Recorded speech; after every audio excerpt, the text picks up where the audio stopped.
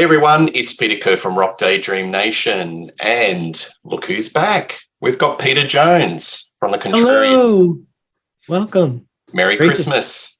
Same to you on the other side of the world, all sunny and warm. Absolutely. And I believe it's quite cold and wintry where you are at the moment. Yep, below zero and winter storm warnings in effect. Yes. Welcome to the world. That's right. All right. Well, today we're going to do something special and kind of neat. We're going to go back to the 70s and cover the pioneers of all things heavy metal. And we're talking Black Sabbath, and we're talking the 1975, well, in my opinion, a little bit of a minor masterpiece, or not a minor masterpiece, a masterpiece, Sabotage. Yes. So what we're going to do is we're going to talk about our first impressions of the album, do a deep dive, each track, what we like, what we don't like, if any, and just do a final synopsis at the end. So, Pete, what Excellent. I'll do, as always, just throw a couple of stats, and you can start off. So starting off, this album came out in 1975. It was produced by Black Sabbath and Mike Butcher. It's the sixth album. It hit the UK top 10 at number 7, and in the US it hit the top 30 at number 28. Surprising to me, it's only attained gold status. So it's an album that I don't think was regarded quite favourably in the day, but in respect of hard rock, heavy metal, Sabbath fans, it's definitely sort of picked up momentum as probably one of their best albums. We'll talk more about that later.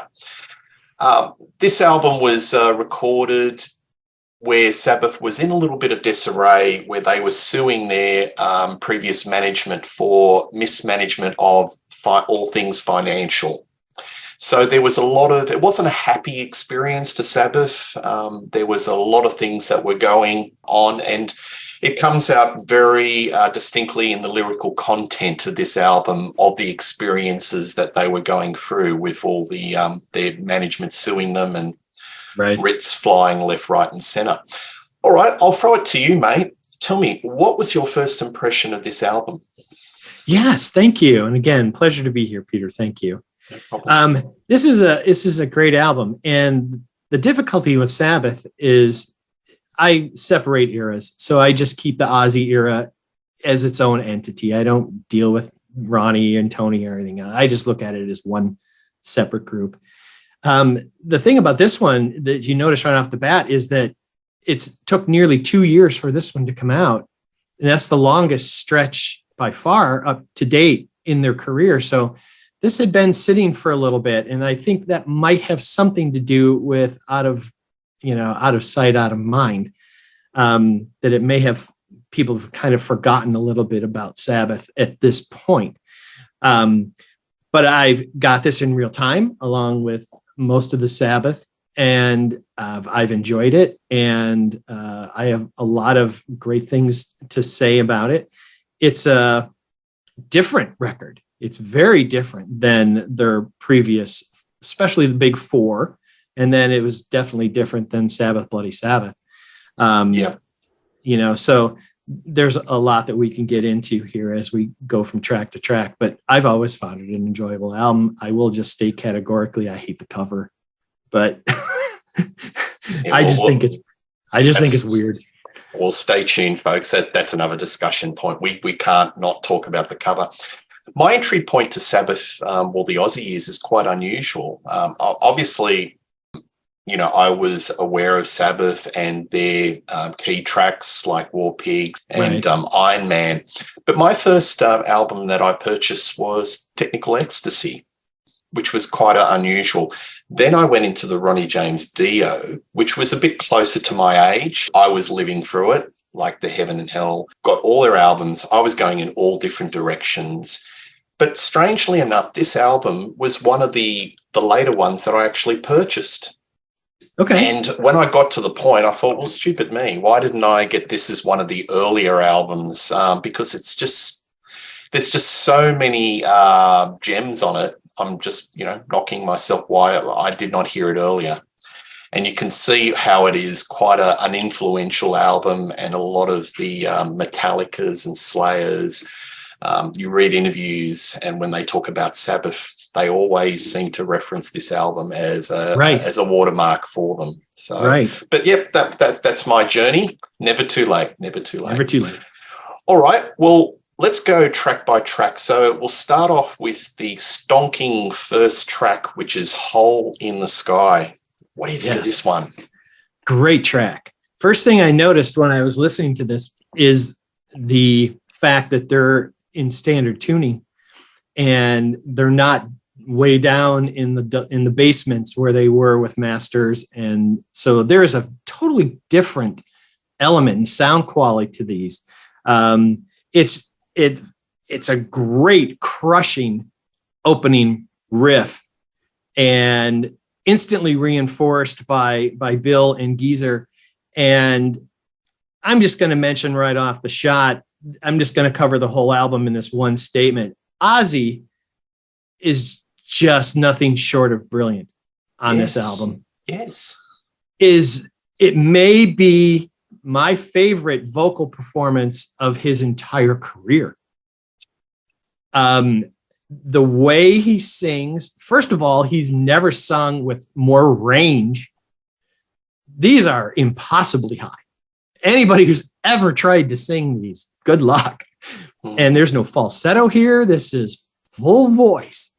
Now, that posed a lot of difficulties live because he couldn't reproduce most of it live for obvious known reasons as well.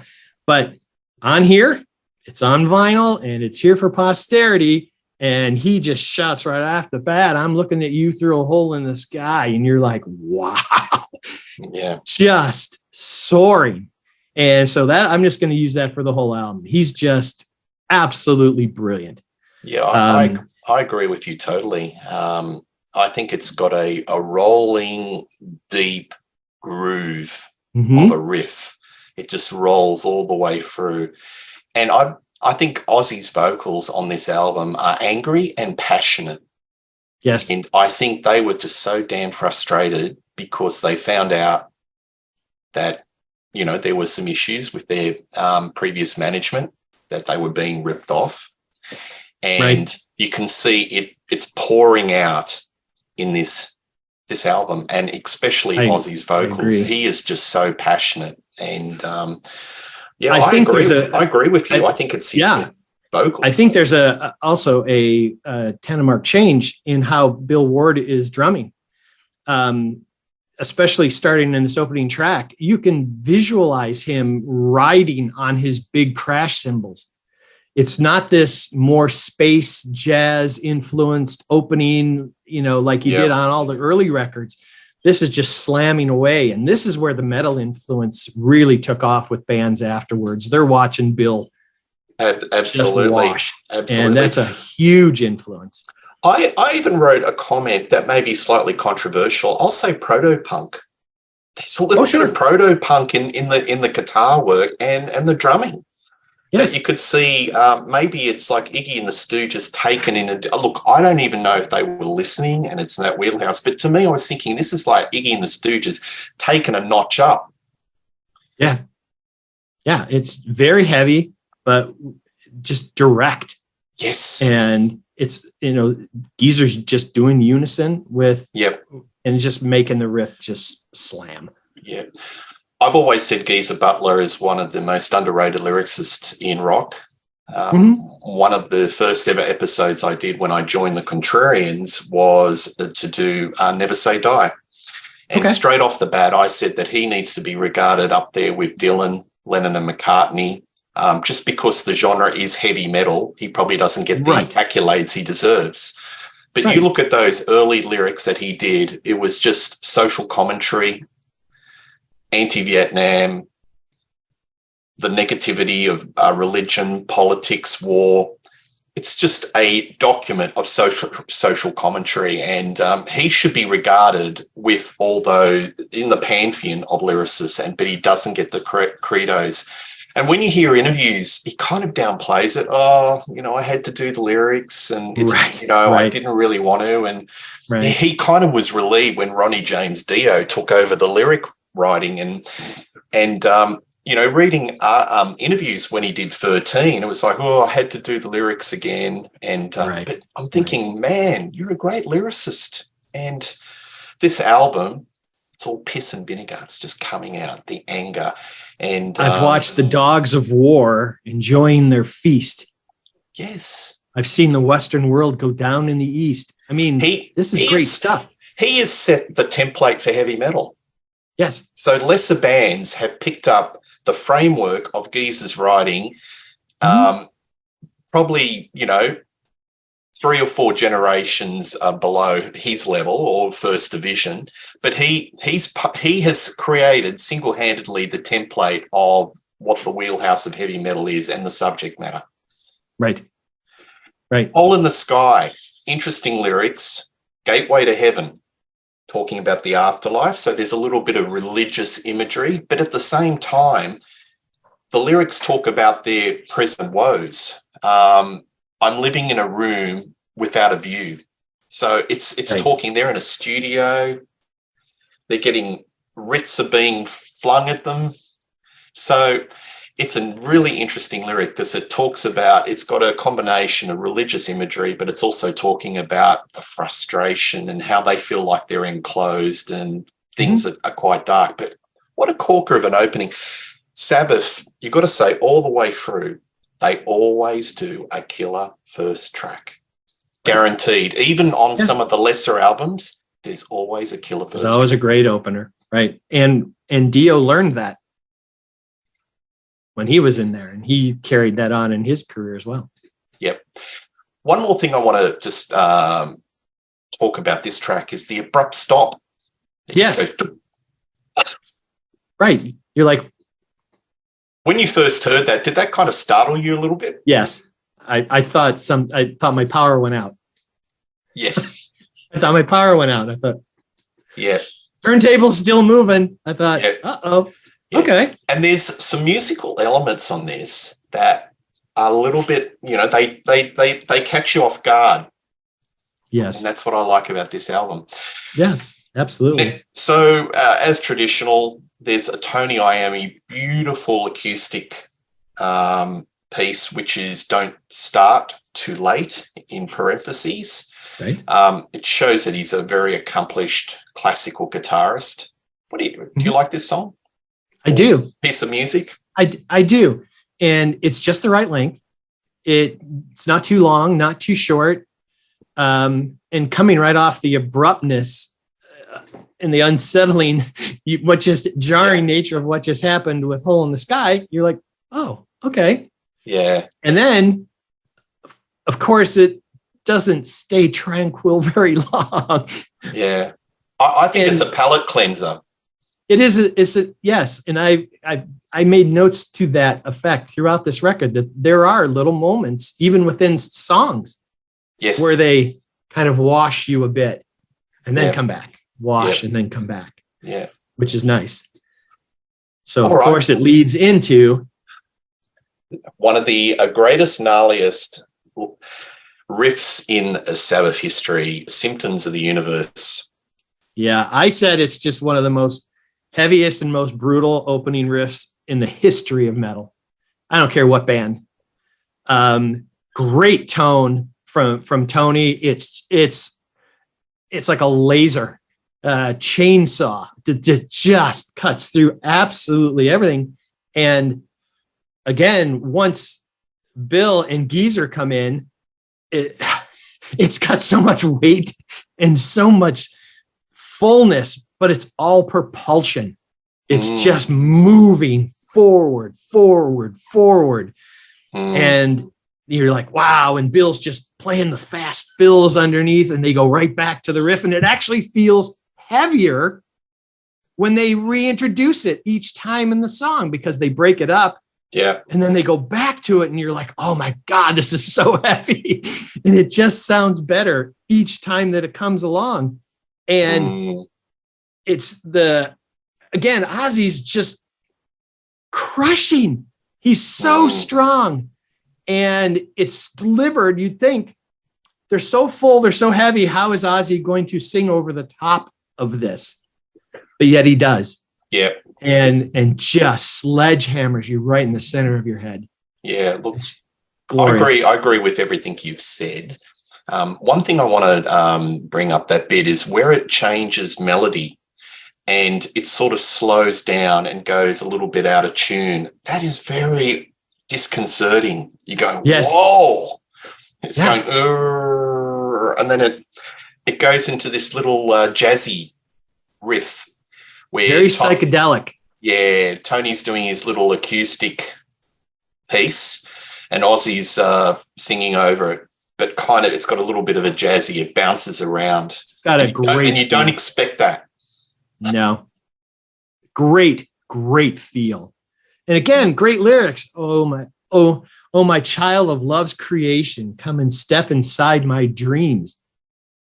That's as good as anything you're ever going to get from any hard rock or metal band. Yeah. It's great. And especially it's soft and gentle after the heaviness and the brutality of the first part of the song. Not only did the instrumentation change, but the lyric delivery changed. And all of a sudden, you almost feel comforted, Yeah. almost placid. It's a great dichotomy in the same song. I wrote Birth, Death, Love. Yeah, there you go. Yep, that sums it up. And I also wrote proto-punk. I'm coming back with that really. Okay. The sound of Tony's guitar, I'm thinking, just taking it a notch. But look, I think they were creating their own world. I really not sure what other music that Tony was listening to. But folks, I mean, these guys kind of created heavy metal. It's uncharted territory. So whatever they're doing is groundbreaking. And I think Absolutely. they're just charting their own universe. But if there's similarities with other bands and other music, then it may be coincidental, or he may have been listening. I don't know. But, well, the beauty is that even within their own world, they're not repeating. These albums don't sound like previous records. None of them did. no, And this one is a change in their own world, let alone what they influenced outside of themselves. absolutely. And that just shows extreme creativity and openness to go somewhere different than to retread something. And a heavy metal band can get labeled as retreading, but they never did. Square. They never did. Just stays within the box. The Sabbath world is kind of, explores. And to me, I mean, I'm a big fan of Sabbath Bloody Sabbath, which is their most proggiest. There's still a lot of prog elements in this album, but I think that what they're doing is getting more back to the basics of making a hard rock metal album, but still retaining some of the essence and the influences of what they've done previously. So those little sort of keyboard and synth flourishes and, jazzy left turns, they're including it. So to me, this is like a prototype of some of the earlier albums and progressive albums that they've done. I agree. Symptoms of the Universe. I think it's top 5 Sabbath, full stop. You can easily make that case. Yeah. What do you think of Megalomania? Megalomania. This is an epic track. And your descriptor on the previous track is reinforced here. This is got all kinds of progressive elements and changes and time changes. I mean, rhythmic changes and stylistic changes. At nearing 10 minutes, other than Warning on their debut, this is their longest song of the Ozzy catalog. So there's a lot going on in here. Of course, the definition of megalomania is a person who is obsessed with their own power. And once you start going into the lyrics, you're like, it makes sense. And then with what's going on with the band and their state of mind and it all really makes perfect sense. And the metaphors are all over the place. This has got a great, moody and dark, brooding intro that is kind of wispy, like what Dry Ice will look like at the floor of a stage. And it comes down to Ozzy delivering these really strong but lower range vocals that just kind of put chills up the back of your spine. And this mood was recreated a lot when Tony was doing Eternal Idol and a lot of the other songs. He would get these moody, wispy things that came from this track. And, you know, it's so great. And all the tempo changes, they go through it. And once it gets heavier, it still stays kind of broody, but then goes back, and they just go back and forth between F and G, just using that whole step that just kind of made tension because it's an unresolved pitch of the scale. And it would just, and then go back down and then pull you back up and pull you back down. And then finally they would have the break. Here comes the cowbell and a whole new riff, whole new feel. And Ozzy just takes it to another place. And I love where it goes. And I love how that feels. And it's a great track. There's none of this that feels it shouldn't belong here. It's a very quick 10 minutes because I just think it's brilliantly constructed, and you could dissect this piece alone and have a separate show just on everything they've done with this track. I agree. I think the key here is Ozzy's carrying it in the beginning, and once they change tempos, you know, he just kind of opens up, and it just has this great feel to it. It's a wonderful composition, just a great song. Yeah, I think it's a metal prog masterpiece, and way influential with a lot of bands, subsequent bands that picked up on this. I agree with the quiet opening, but it builds up to a crescendo. Look, my favorite bit is at probably 3 minutes 29 seconds when it goes into that dirty riff, that dirty, dark riff. It's just got a groove, and Ozzy's just singing like a banshee. Yes, he is. Very high. Absolutely. And lyrically, it's about a person's mental state, both good and bad. And the push and the pull is like your person's inner voice, where he's arguing the case on both sides of the coin. That's how good a lyricist with Butler. I mean, that's the thing that I scratch my head, because he sort of downplays how good he is. I don't think he knows how good a lyricist he is. He's just being modest. Absolutely. But in this little epic, you've got somebody that in a voice in turmoil, push and pull, good, bad, both sides of the argument.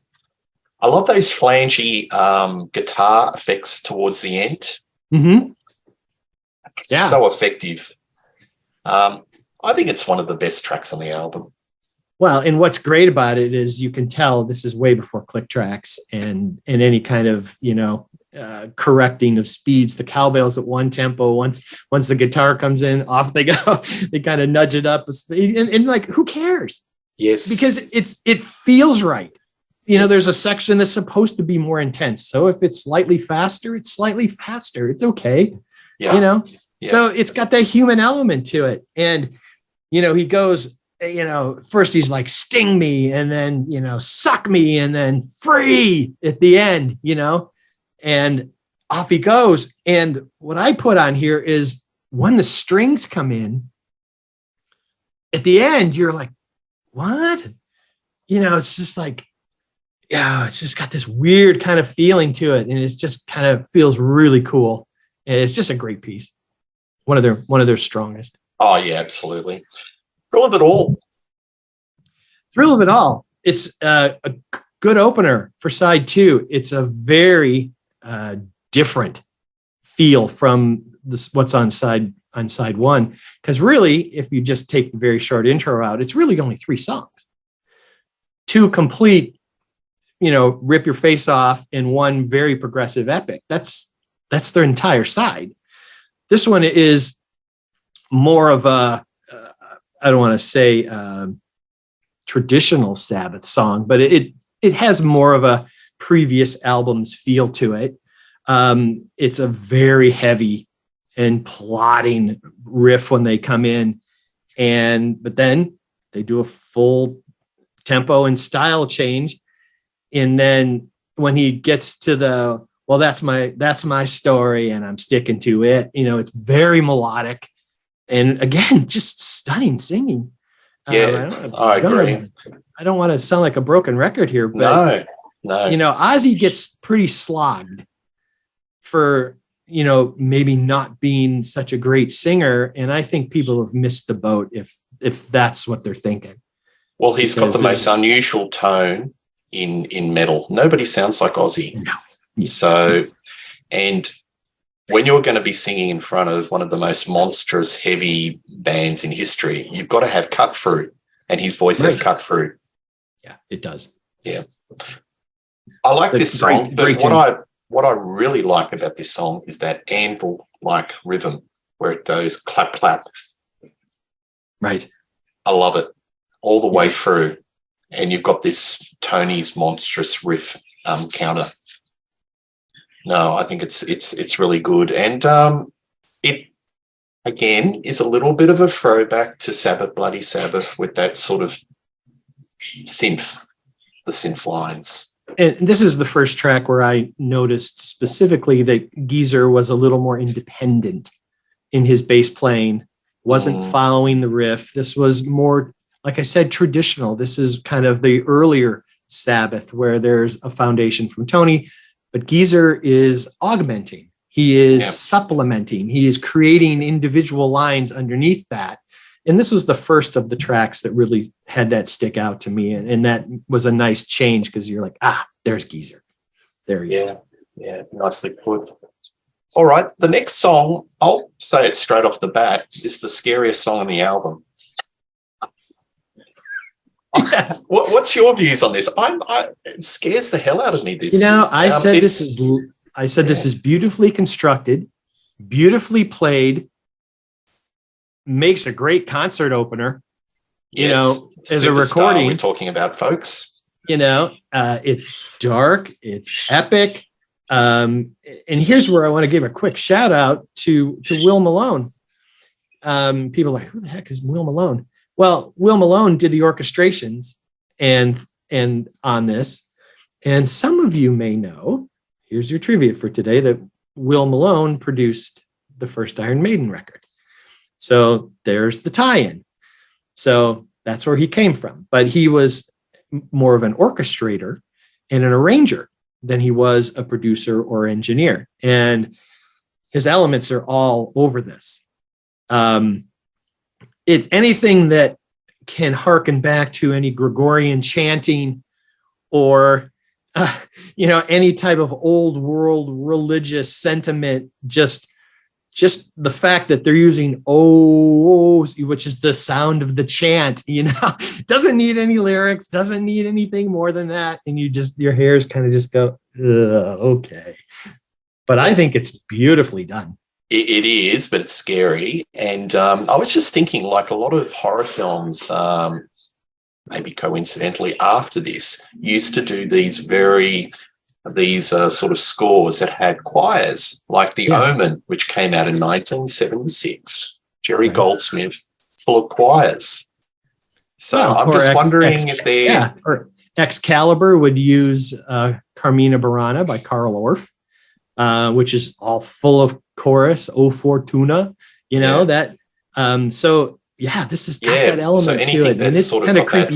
That sort of, creepy overtones. Right. Bring out the choirs, with that Wagner sound. It's very Wagnerian. Yeah, yes. But the irony is, this is, to me, is the scariest song of the album.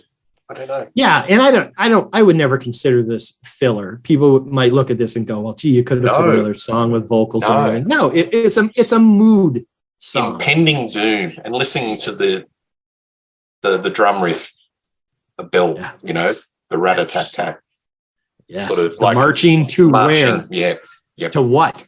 Your demise, your death, to Yeah. judgment. Absolutely. Where are we going?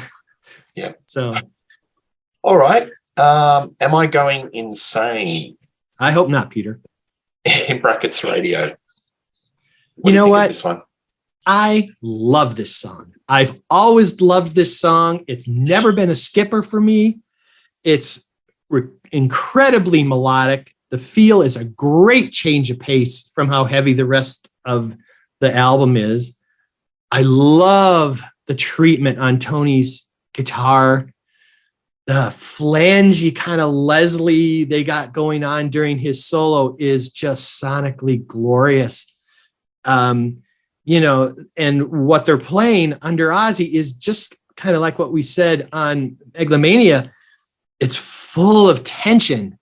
They're using close intervals, seconds, minor seconds, and they're rubbing against each other while he has this wonderful, beautiful melodic melody line over the top of it. And when Geezer, he's just walking octaves in triplet form across the whole thing. And it's got this great, great feel to it. I think this is really maybe the unsung, or at least, you know, this is the most overlooked song from fans that I've talked to. They're like, oh, I can't stand it. Am I going insane? I'm like, you got to listen to it again. Yeah. Change what you're listening for, because don't go for heavy. Just go for execution. And from that standpoint, they nailed it. Yeah. I love the percussive drum styles of Bill. So he's going back to his less traditional rock drummer to more of a percussive. Absolutely. And there's nice, interesting fills all the way through. And nice Ozzy's overdubbing that's going on too.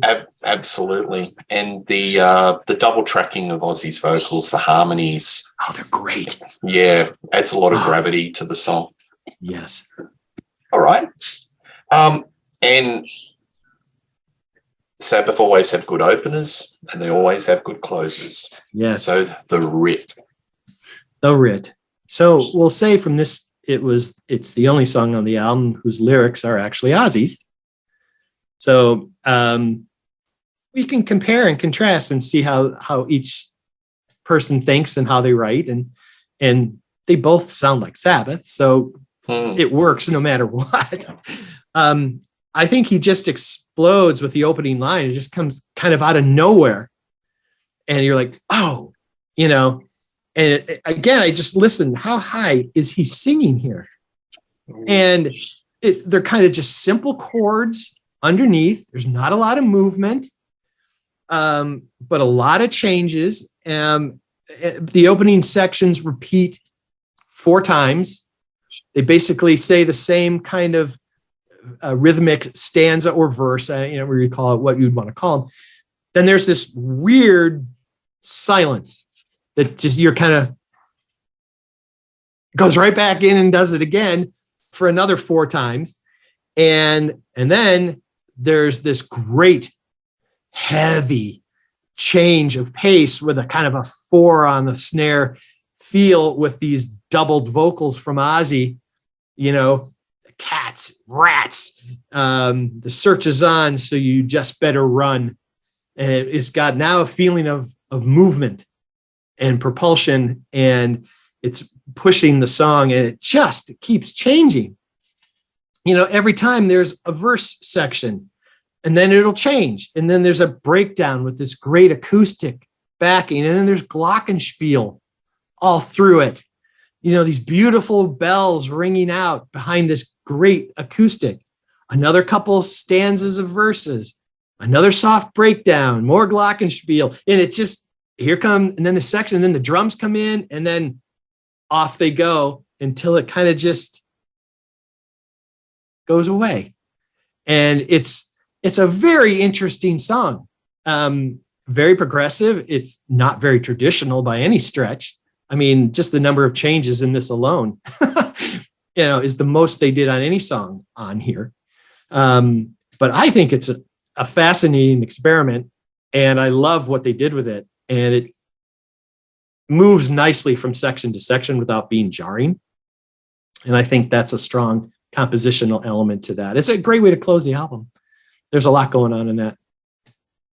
Yeah, look, nicely put. I don't think I've got much to add. I think I agree with everything you said. I think it's got thunderous vocals by Ozzy, and I think it's the angriest track on the album. He's really just putting it out there with the frustrations that everything was happening in their world, full of piss and vinegar. Just it parallels what Freddie did with Death on Two Legs. Yeah, and it's just got these great crunching guitar sounds, really a tasty riff. I love that little Baroque bit where it goes with, I sort of said Beatles. So Ozzy has always put his heart on his sleeve. Oh, He is such a huge Beatles fan. And this, in all of this darkness where it's all angry, there's this little shining light, this little passage that's just, nice. You don't expect it. You don't expect it. They did that throughout, like you said, through several songs here where it's like dark, dark, dark. The strings will come in, and I had written down, it's almost like they're pushing through the clouds, giving you some sense of optimism, some sense that everything is going to be okay, despite all of this heaviness and brooding and darkness that's around you. And I think that's really well done and well constructed. If everything's just heavy with no hope or optimism, it can be a little daunting and a little bit weighing on you. There has to be something that kind of lifts you at some point. Yeah, I think. Absolutely. Well, thanks, Pete. Great synopsis of the album. So my view is I think this is probably top shelf Sabbath and probably one of my favorites. Could be my favorite Sabbath album. My favorite Ozzy Sabbath album. What about you? It's different than a lot of the other ones because there aren't really any memorable solos or any. This is much more an ensemble album. This is all about them as a group. I would give this probably an 8 out of 10. I am unapologetically such a huge fan of the first 5 that it's right on the tails of Sabbath, Bloody Sabbath. But they're all going to be 8s and higher. So, I mean, these are tremendous records. I just have a lot more history with the first ones. And those are sentimental to me. But is this a good record though? Man, is this a great record. Yeah. I'm going to give this a 10. I think it's their best album, but we have to have a shout out to this album cover, which has been wildly derided over many, many years. It's memorable, but maybe not for the right reasons. I believe those are Bill's sister's tights, and Ozzy was naked, so he threw the robe on the front. And this was in the reissue CD, and that's one of the singles. These Japanese singles, they have fantastic album covers. And of course, maybe that might have been a better album cover. Yeah, there's a lot of great footage of this era from Don Kirshner. That's a must see. And this is the actual back of the album where it was reverse. Again, quite disconcerting. I think that is more interesting. It is, I like that better. But that's quite, it adds to the mystique of the Dark Princes of Rock. Definitely. I forgot to bring it, but I actually have the box set, which came out last year. It had a couple of bonus tracks. It had a concert in the era, I think Long Beach. Viewers might want to correct me. And they were probably in fine form. Ozzy's pitch was a little bit up and down, but I think that's just part of course. There's a bootleg from Jersey from Mm. 75. That's the one to hear. His vocals on Symptom and Hole in the Sky And he's on it. are just maybe the best live performances of those eras I've ever heard. Fantastic. Great album. Great. As always, Pete, you bring it home, mate. You bring it home, and I'm really Pleasure glad to be that here, I Peter. was Thank you. to bring a classic, one of the great classic hard rock albums of all time. So please like and subscribe to Rock Daydream Nation. You can check out Pete on various YouTube channels, on the Contrarians, etc., etc. I'll put where you can find Pete on the comments. And I'm sure that Pete and I will be doing plenty of clips next year and very soon. And Pete, happy Christmas. And Same all the to you, best sir. to you and your family and to our viewers. Well And, wishes to everybody. Stay healthy and stay strong. Absolutely. All right. Cheers. See you soon. Cheers. Thank you. Bye.